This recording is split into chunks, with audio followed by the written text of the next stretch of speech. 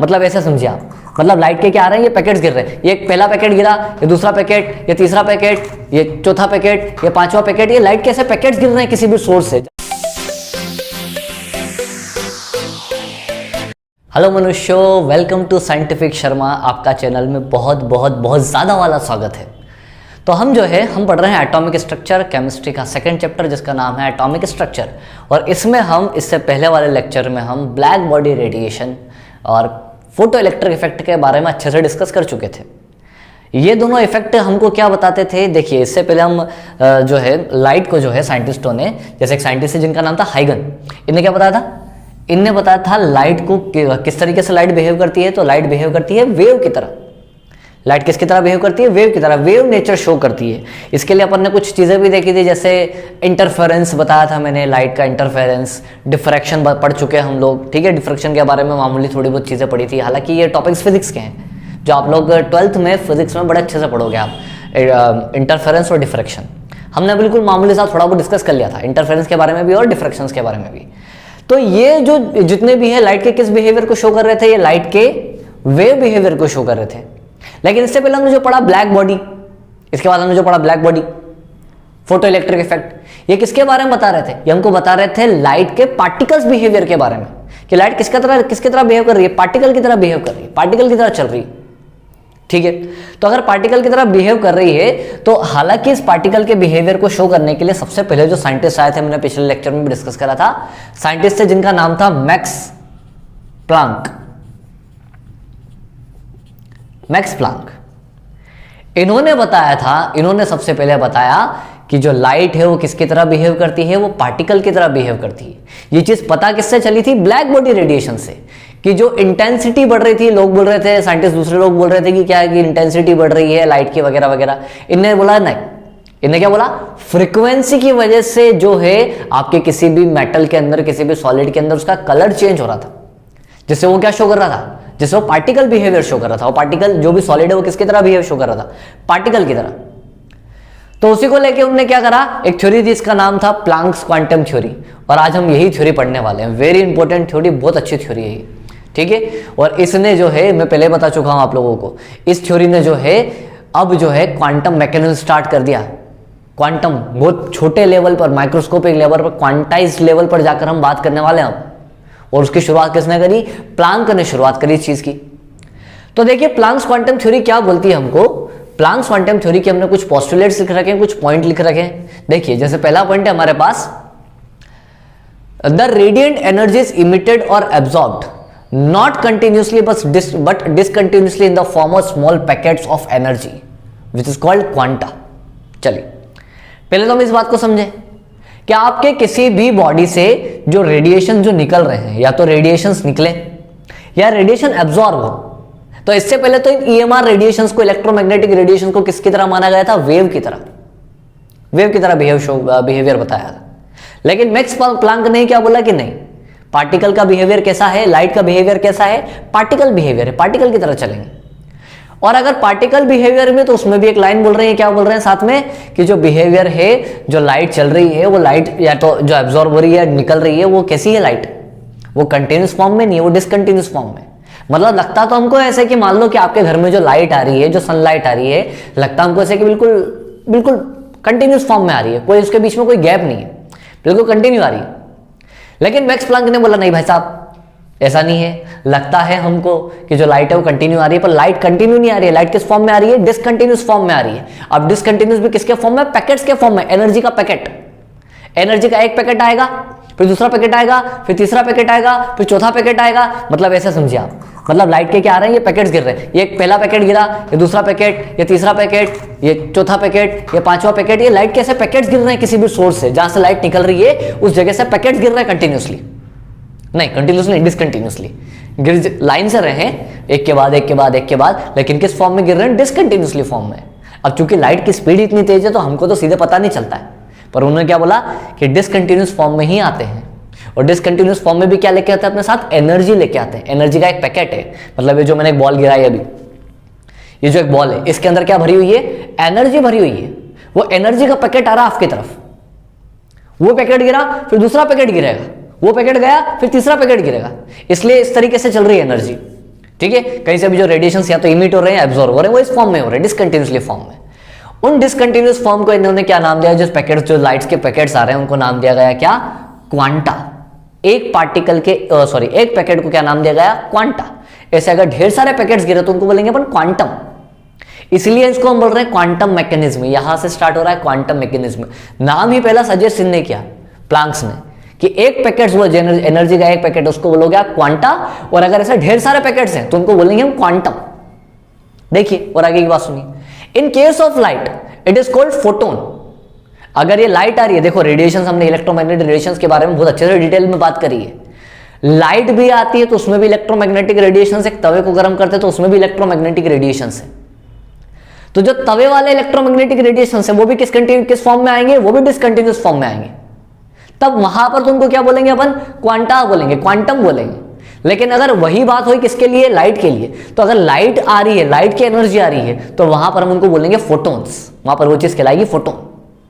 ठीक है, तो ये पहला पॉइंट हमने डिस्कस किया। पहला पॉइंट के बारे में बताया कि जो रेडिएंट एनर्जी है वो क्वांटाइज्ड फॉर्म में चलती है। आगे हम वही पॉइंट्स पढ़ने वाले हैं। फिलहाल सेकंड पॉइंट को डिस्कस करें। Energy of each quantum is directly proportional to its frequency of radiations. ठीक है, किसी भी पार्टिकल की जो एनर्जी है वो किस पर डिपेंड करेगी, उसकी फ्रीक्वेंसी पर डिपेंड करेगी। जो पार्टिकल्स आ रहे हैं वो किस पर डिपेंड करेंगे, उनकी फ्रीक्वेंसीज। तो लाइट जो है या रेडिएशंस जो है वो किस पर डिपेंड कर रहे हैं, उनकी फ्रीक्वेंसी पर डिपेंड कर रहे हैं। किस तरीके से फ्रीक्वेंसीज पर डिपेंड कर रहे हैं, देखिए जरा, यहां पर जैसे हम इनको मान रहे हैं, पैकेट्स मान रहे हैं, इनको पैकेट्स मान रहे हैं। अगर मैं ये छोटा पैकेट गिराऊं तो इसके अंदर एनर्जी कम है, इसके अंदर एनर्जी कम रहेगी। क्यों? क्योंकि इसके आने की फ्रीक्वेंसी कम रहेगी। देखो हल्की फुल्की बॉल है, धीरे धीरे आएगी, धीरे से गिरेगी, टाउन। जबकि एक में बड़ी बॉल लेके आया, थोड़ी सी हैवी बॉल, अगर हैवी बॉल है इसका मतलब इसके अंदर इसकी एनर्जी ज्यादा है, और अगर एनर्जी ज्यादा है तो ज्यादा जोर से गिरेगी, ज्यादा तेजी से गिरेगी। लगी तो नहीं भाई साहब? चलिए, तो हाँ वो स्टूडेंट बैठे थे मेरे। चलिए, तो क्या हुआ, ये जो मैंने बॉल्स गिराई, अगर एक छोटी बॉल है तो उसकी एनर्जी कम रहेगी। एनर्जी कम क्यों रहेगी? क्योंकि उसकी फ्रीक्वेंसी कम रहेगी। अब मैं बॉल्स क्यों ले रहा हूं, क्योंकि पैकेट्स के बारे में बात कर रहे हैं। पैकेट्स, छोटा पैकेट कम एनर्जी, बड़ा पैकेट ज्यादा एनर्जी। ठीक है, लेकिन चलिए पहले इस बात इस पॉइंट को डिस्कस कर लेते हैं अच्छे से। एनर्जी डायरेक्टली प्रोपोर्शनल टू रहेगी किसके, फ्रीक्वेंसीज के डायरेक्टली प्रोपोर्शनल रहेगी।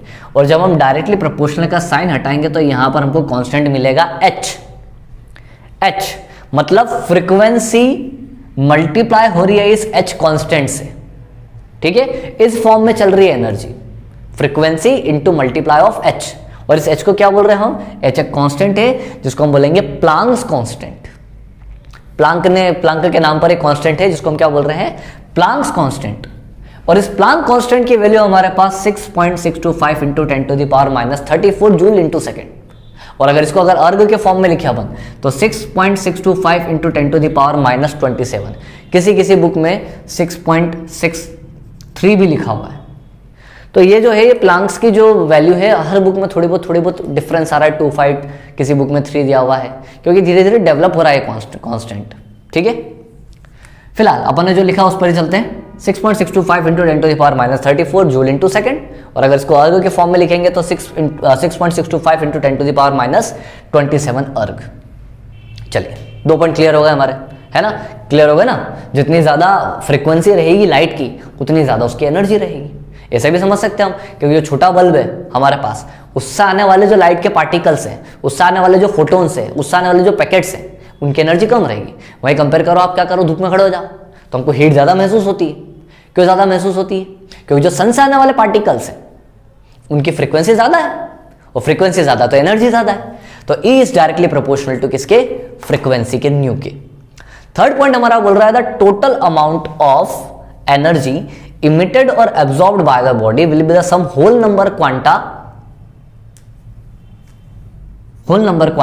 जिसको हम क्या बोलेंगे, अब होल नंबर क्वांटा से मतलब समझो जरा। यहां पर इसका क्या मतलब है, जो फॉर्मूला लिखा अपन ने, E = NH न्यू। अभी मैंने आपको बताया, अभी मैंने लाइट के पार्टिकल्स गिराए थे, बॉल्स गिराई थी मैंने पहली बॉल गिराई, मैंने दूसरी बॉल गिराई, मैंने तीसरी बॉल गिराई, चौथी बॉल गिराई, पांचवी बॉल गिराई। तो क्या मैं गिनती में बॉल गिरा रहा हूं? यहां पर क्या होल नंबर वैल्यू चल रही है? 1 2 3, इंटीजर मल्टीप्लाई चल रहा है बॉल्स का, 1 2 3 4। क्या कोई सी ऐसी बॉल गिराई मैंने कि पहले एक बॉल गिराई और दूसरी मैंने 2.25 बॉल गिरा दी, तीसरी मैंने 3.5 बॉल गिरा दी? पॉसिबल है? या तो एक बॉल गिरेगी या 2 बॉल गिरेगी। हाँ, ये बात अलग है कि बॉल को आधा दांत से काट लो ने फिर गिराओ, ठीक है, ऐसा तो होगा नहीं। आप एक बॉल, जैसे कि फॉर एग्जांपल आप बुक्स लेने गए हो मार्केट में, तो आप एक बुक लाओगे, दूसरी बुक लाओगे, 3 बुक लाओगे, 4 बुक लाओगे, है ना? ऐसा तो नहीं आप फाड़ के लेके आओगे पेंच, रद्दी वाला हो तो भले, ठीक है, नहीं तो आप तो बुक्स क्या लाओगे, गिन के लाओगे, 1 2 3 4 बुक, नई फ्रेश बुक, है ना? या और एग्जांपल है पेन्स का, 1 पेन, 2 पेन, 3 पेन लेके आओगे मार्केट से, 1.5 पौने तो 2.5 पेन लेके नहीं आओगे।